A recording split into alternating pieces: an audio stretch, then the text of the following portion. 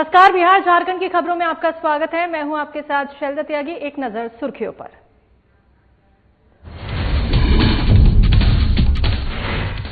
जमशेदपुर में माधुरी दीक्षित फैन पप्पू सरदार ने अनोखे अंदाज में मनाया माधुरी का जन्मदिन। कोरोना की आकृति को हवन में किया स्वाहा। अगस्त से पहले कोरोना के खत्म होने की कामना की।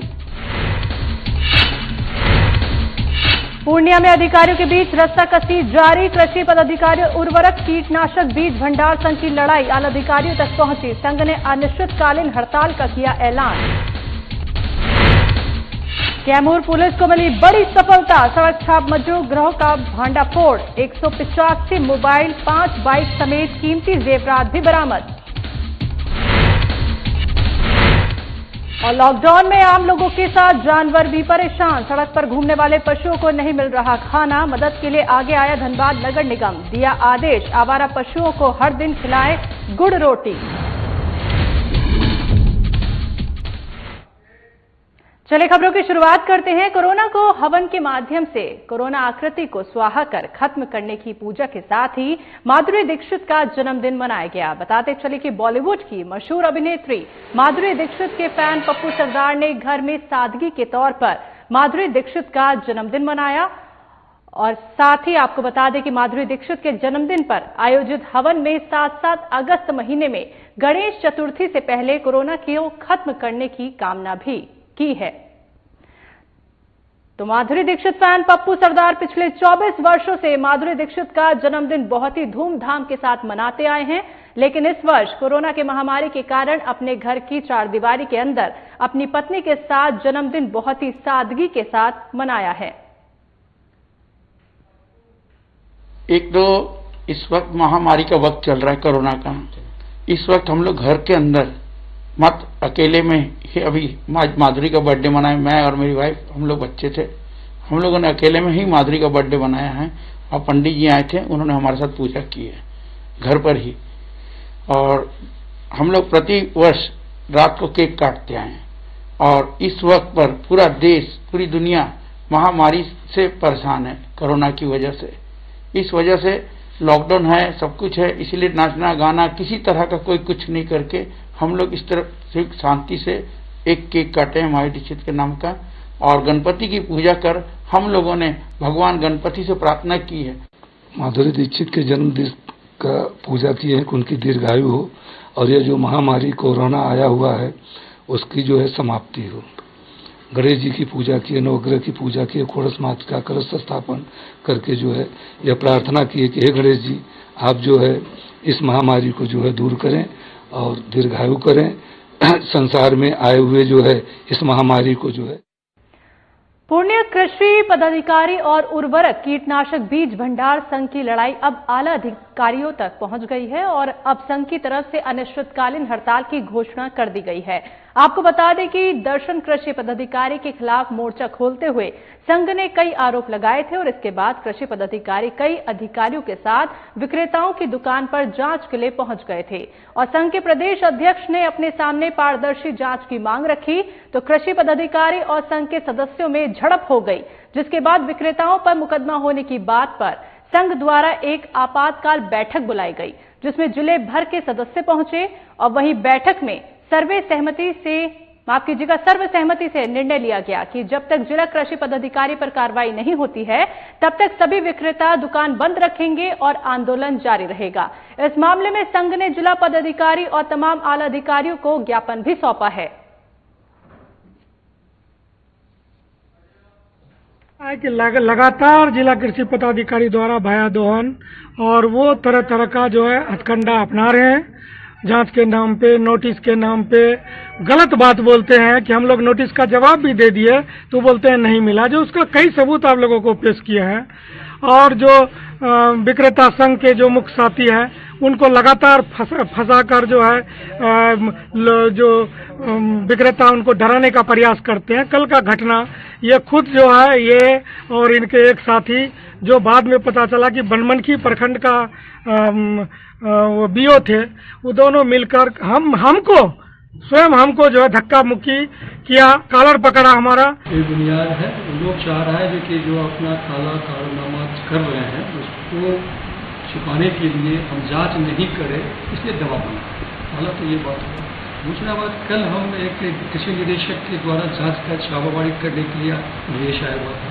निर्देश के क्रम में हम एक टीम बना करके, जिसमें मैं था, अनुमंडल कृषि पदाधिकारी थे, प्रखंड कृषि पदाधिकारी थे, जांच के लिए पहुंचे और वो सोचे थे कि यहाँ अगर जांच करेंगे तो हमारे यहाँ भी फिर जांच करने आएंगे और सब जगह जांच करेंगे, इसलिए यही लोगों को हमला करके इनको विदा कर दो। उसी क्रम में वो मतलब उसको भी रोका, जांच मतलब सारे चीज को सिस्टम को वहाँ नहीं करना चाहा, जांच में पूरा बाधा पहुंचाया। कैमूर पुलिस को एक बड़ी सफलता हाथ लगी है। पुलिस ने एक सड़क छाप मजनू गिरोह का भांडाफोड़ किया है, जिसके पास से 185 पीस मोबाइल, 5 बाइक समेत कीमती जेवरात भी बरामद किए गए। पूछताछ के दौरान अभियुक्तों ने चोरी में अपनी संलिप्तता स्वीकार करते हुए बताया कि चुराए गए जेवरात को वो लोग चैनपुर में जाकर बेचा करते थे और मौके पर एसपी ने बताया कि इस गिरोह में कैमूर के साथ सीमावर्ती यूपी के कई जिलों में अपराध चोरी की घटनाओं को अंजाम दिया गया, इसलिए इस गिरोह का पकड़ना पुलिस के लिए काफी अहम था। वेतन की घटनाएं हो रही थी। एक गैंग पहले भी पकड़ा गया था, लेकिन उसके बावजूद भी चोरी की घटनाएं रुक नहीं रही थी। तो फिर एक पुलिस निरीक्षक के नेतृत्व में एक टीम का गठन किया गया था, 2-3 थानों को मिलाकर। उसमें वैज्ञानिक अनुसंधान से एक नाम आया था लाला बिन जितेंद्र, पहले भी जेल जा चुका था और दर्जनों कांडों में यूपी और बिहार मतलब हमारे कैमूर जिला के कई कांडों में फरार थे। कल नाटकीय ढंग से मोबाइल खरीदार बन करके थानाध्यक्ष भगवानपुर के द्वारा इसको अपने जाल में फंसाया गया और इसकी गिरफ्तारी हुई। क्या क्या चुराए वहाँ? 80 घर मोबाइल, 80 घर देवाल खान के चोरी किए हो। कौन कौन थाना में? यूपी में यूपी में कितना चोरी किए? ढेर चोरी किए हो। कहाँ यूपी में कौन जगह चोरी करते थे? सतराजीगंज, चंदौली। कितना मोबाइल अभी तक से चुराए हो गए? 100-150।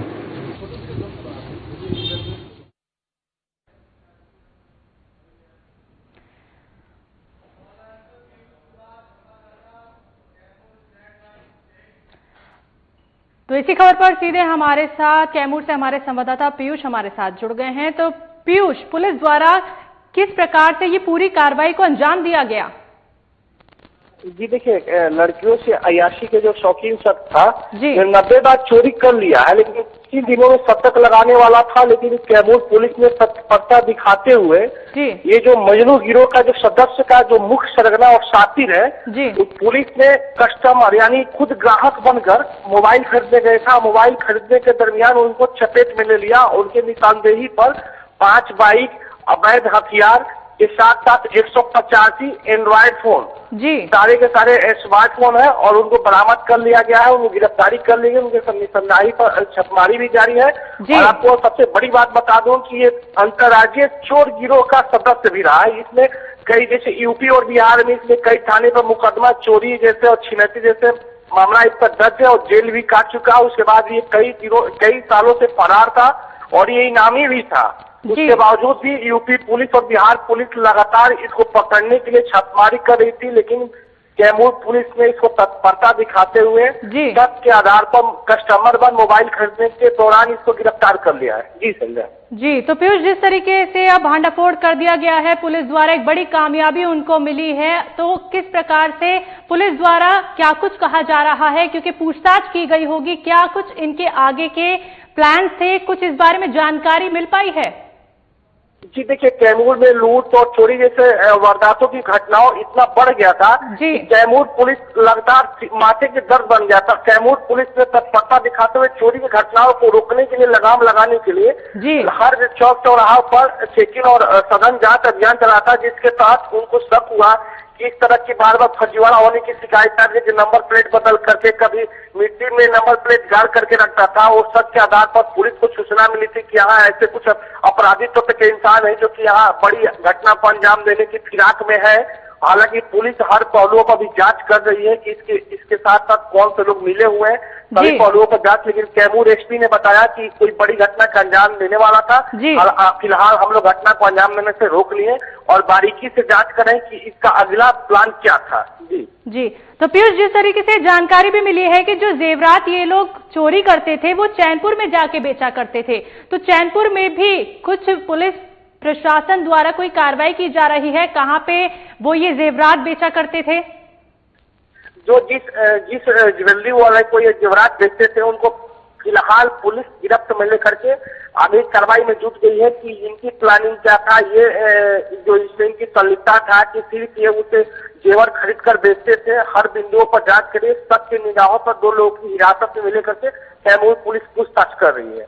जी चलिए, बहुत बहुत शुक्रिया तमाम जानकारी देने के लिए। तो आपको बता दें कि कैमूर पुलिस को एक बड़ी सफलता यहां पे हाथ लगी है। पुलिस ने एक सड़क छाप मजनू गिरोह का भांडाफोड़ किया है। चलिए बात करते हैं अगली खबर की। लॉकडाउन में जहां आम लोग परेशान हैं, तो वहीं दूसरी ओर सड़कों पर रहने वाले पशुओं के लिए भी समस्या कम नहीं है। कल तक उन्हें यहां वहां खाना मिल जाया करता था, लेकिन लॉकडाउन के बाद ना तो उन्हें कोई खाना देने के लिए सड़क पर निकलता है और ना ही उन्हें कहीं फेंका हुआ खाना नसीब होता है। ऐसे में धनबाद की सड़कों पर घूमने वाले आवारा पशुओं की हालत दयनीय दिखाई दे रही है। लिहाजा धनबाद नगर निगम ने वैसे आवारा पशुओं के खाने की व्यवस्था की है जो अक्सर सड़कों पर देखने को मिल जाती है। तो धनबाद नगर निगम ने तमाम वार्डों में वार्ड पार्षदों को निर्देश दिया है कि वो अपने वार्डों में घूम रहे आवारा पशुओं को हर दिन रोटी और गुड़ खिलाए, और इसके लिए सभी वार्डों को 200 रोटी और 5 किलो गुड़ की व्यवस्था प्रतिदिन के हिसाब से की जा रही है। तो नगर आयुक्त और मेयर ने बताया कि हम सभी प्रकार की व्यवस्था करेंगे और इसके लिए रूपरेखा तैयार भी की जाएगी और फंड पास किया गया है। आपूर्ति धनबाद नगर निगम अपने कर्मियों से आर्थिक सहयोग लेकर के आज इसे प्रारंभ कर रही है।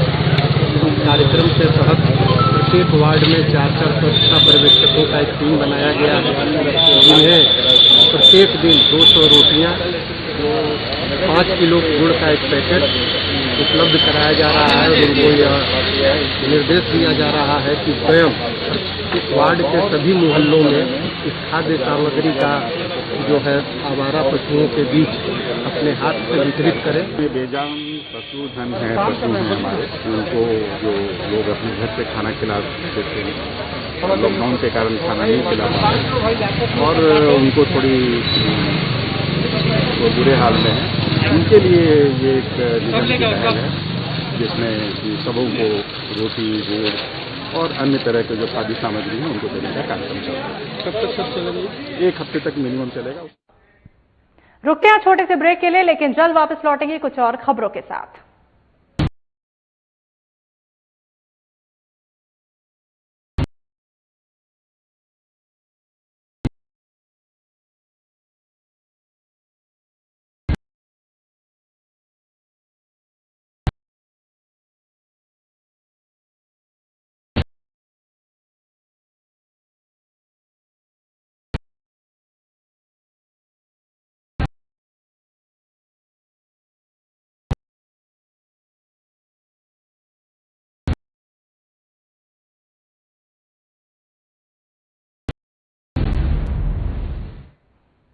ब्रेक के बाद एक बार फिर से आप सभी का स्वागत है। चलिए बात करते हैं अगली खबर की। हैदराबाद के कामरेड्डी जिले से अपने घर गढ़वा लौट रहे मजदूरों से भरी गाड़ी का चक्का फटने से उसमें सवार 21 यात्री गंभीर रूप से घायल हो गए। वहीं इलाज के दौरान 4 मजदूरों की मौत हो गई। बताते चले कि देर रात एम्बुलेंस से भरा मरीज गढ़वा पहुंचा, जिसके बाद सभी मरीजों को इलाज के लिए सदर अस्पताल में भर्ती कराया गया।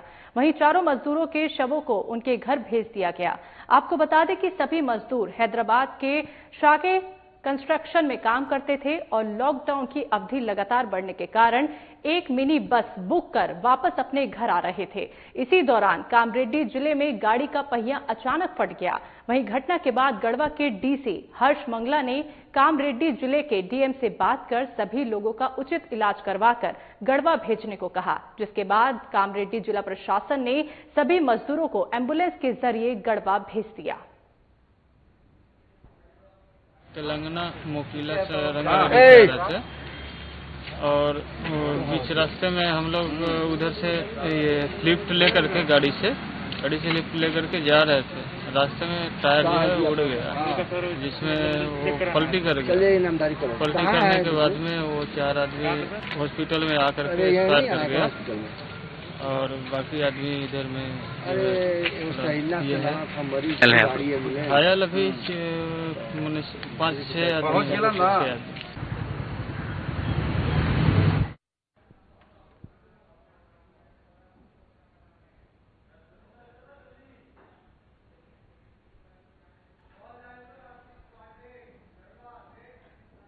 तो इसी खबर पर सीधे हमारे साथ गढ़वा से हमारे संवाददाता आशीष पांडे हमारे साथ जुड़ गए हैं। तो आशीष, जिस तरीके से एक बड़ा हादसा यहां पे हुआ है, मजदूरों से भरी गाड़ी का चक्का फटने से 21 मजदूर गंभीर रूप से घायल हो गए हैं। ताजा अपडेट जानना चाहूंगी सबसे पहले।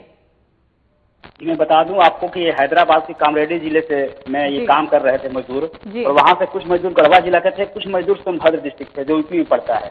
तो 21 मजदूर सवार थे, जिसमें चक्का फटने के बाद उन लोग का एक्सीडेंट होता है, जिसमें बाकी मजदूर तो ठीक ठाक रहते हैं, लेकिन 4 मजदूर की स्थिति काफी गंभीर होती है, जिसके बाद में मौत हो जाती है। जिसमें 2 मझियाओं गढ़वा जिला के मझियाओं के हैं, एक गढ़वा जिला के भनासपुर का है और एक सोनभद्र का है। उसके बाद जब एक्सीडेंट होता है तो उसके बाद गढ़वा डीसी हर्ष मंगला ने वहाँ के डीएम से संपर्क करते हैं और उसके बाद उन लोगों को वहाँ से एम्बुलेंस के द्वारा गढ़वा मंगाया जाता है। जी शैलजा जी, तो जिस तरीके से आशीष 21 यात्री गंभीर रूप से घायल बताए जा रहे हैं, तो अभी उनकी ताजा रिपोर्ट क्या कहती है? क्या वो अब स्वस्थ हैं?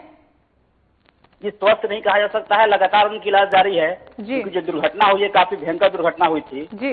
इसमें तो 4 में पहले बताया कि 4 मजदूरों की तो डेथ हो गई है, लेकिन जो स्थिति अभी भी गंभीर बनी हुई है कुछ मजदूरों की, और यहाँ से अगर ठीक ठाक नहीं रहा तो बेहतर इलाज के लिए इन्हें रिम्स रांची रेफर किया जाएगा। चलिए, बहुत बहुत शुक्रिया ये तमाम जानकारी देने के लिए।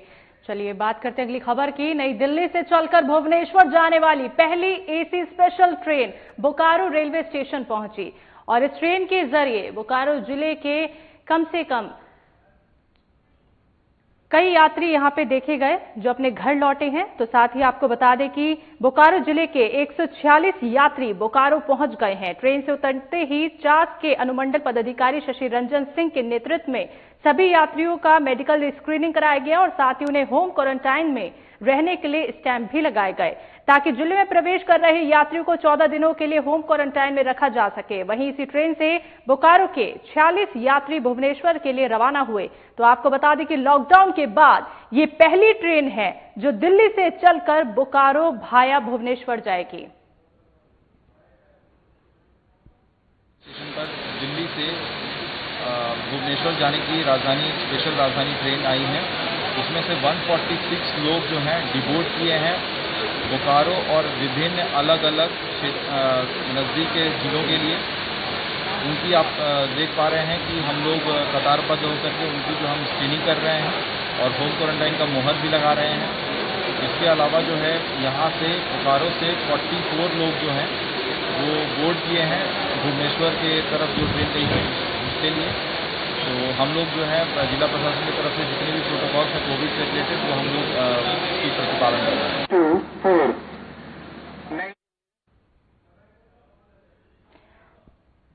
तो बता दें आपको कि नई दिल्ली से चलकर भुवनेश्वर जाने वाली पहली AC special train Bokaro railway station पहुंची और इस ट्रेन के जरिए बोकारो जिले के 146 यात्री बोकारो पहुंचे। तो इसी खबर पर सीधे हमारे साथ बोकारो से हमारे संवाददाता विजय कुमार हमारे साथ जुड़ गए हैं। तो आपसे सबसे पहले तो यही जानना चाहूंगी, 146 यात्री बोकारो रेलवे स्टेशन पहुंच चुके हैं, तो किस प्रकार का उत्साह इन लोगों में देखा जा रहा है?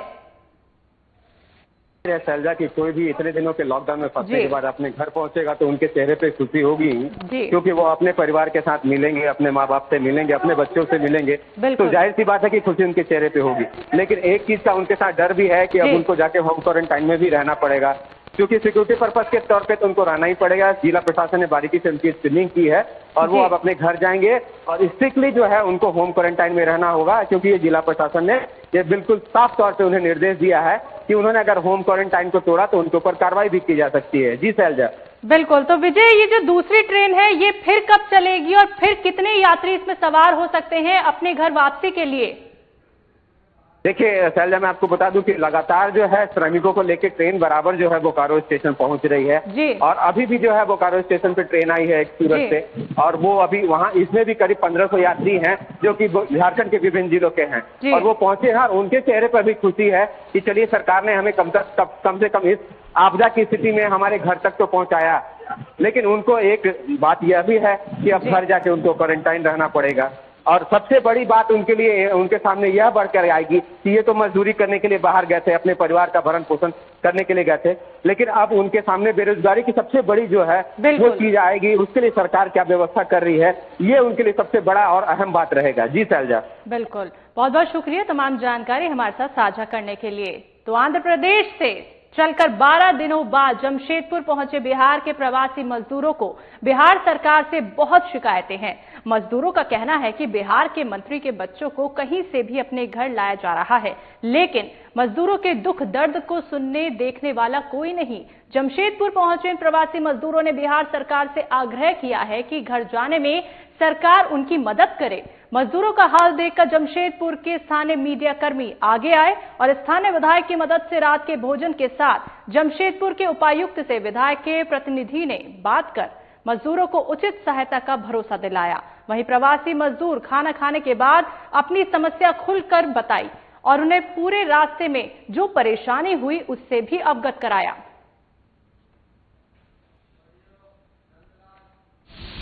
क्या कहेंगे, हम लोग 2 तारीख चले हैं, 12 दिन हो गया, चलते चलते चप्पल खिया गया और पैर में भी दर्द हो गया, सब कटा मटा गया है, हालत खराब हो गया, एकदम हालत खराब हो गया है। जहाँ चलते हैं, जहाँ गिरते हैं पूरा सो जाते हैं, मन नहीं करता है चलने के लिए, परेशानी बहुत है, दिक्कत है। गया स्थिति कहाँ है कि जाएं हम लोग, अब हालत खराब है, लेकिन जाना पड़ेगा। जब निकल गए हैं तो सर जाना तो जरूरी है। क्या कहेंगे अपने सरकार से? अपना सरकार से यही न कहेंगे कि हम लोग का सरकार कुछ नहीं कर रहा है। हर एक मंत्री अपना आदमी को बुला रहा है, हमारा मंत्री खोज ही नहीं रहा है। सर हम लोग चले हैं आंध्र प्रदेश से और राजमंडली से। चलने से आज 10-11 रोज हो गया और हम लोग चलते चलते थक भी गए, कहीं लिफ्ट भी लिए और पैदल भी चले। उसके बाद हम लोग ये क्या कहते हैं टाटा जमशेदपुर में हम लोग को देखे पुलिस वाले तो रोके और रोकने के बाद हम लोग को सब व्यवस्था करने के बाद हम लोग का जो सरकार है नीतीश कुमार, वो हम लोग कहीं भी हैं बीच में सरकार से यही आग्रह है कि हम लोग को वहाँ से उठा ले आओ। मजदूर लोग को उधर से लाया गया था, आप ही लोग के द्वारा, कोई आप ही लोग के साथी लोग थे, लोग इधर क्या बोलते हैं टाटा मेन गेट तरफ से लाया गया था, यहाँ पे बैठा दिया है। उसके बाद हम अपना कंट्रोल रूम में कॉल कर दिए हैं प्रशासन के द्वारा। मजदूर 20-22 मजदूर हैं। मतलब इनकी जांच की जाएगी और तो प्रशासन समय क्या करते हैं। देखिए, इस कीनन स्टेडियम के चेक नाके पर हमारे प्रेस के मित्रगण खड़े थे। उन्होंने ये सूचना दिया कि कुछ 17 मजदूर बिहार के जो हैं वो बेंगलोर से चल के जमशेदपुर पहुंचे हैं, जिसको प्रशासन ने यहाँ चेक नाका के पास रोका है। ये लगातार पैदल चलते हुए यहाँ तक पहुंचे हैं, जो कि ये भूखे हैं, प्यासे हैं। पहले तो हम प्रेस के मित्रों को बहुत बहुत धन्यवाद देंगे कि उन्होंने ये सूचना हम तक पहुंचाई। इस सूचना के माध्यम से हम लोग सूचना पर फिर इनको खाने का हम लोगों ने प्रबंध किया है और हम लोगों ने इनको ये आग्रह किया है कि जो जहाँ से आप लोग आए हैं एक सूची आप लोग बनाइए। ये सूची हम लोग जिला प्रशासन को सुपुर्द करेंगे। तो बिहार झारखंड की खबरों में फिलहाल इतना ही। मुझे दीजिए इजाजत। नमस्कार।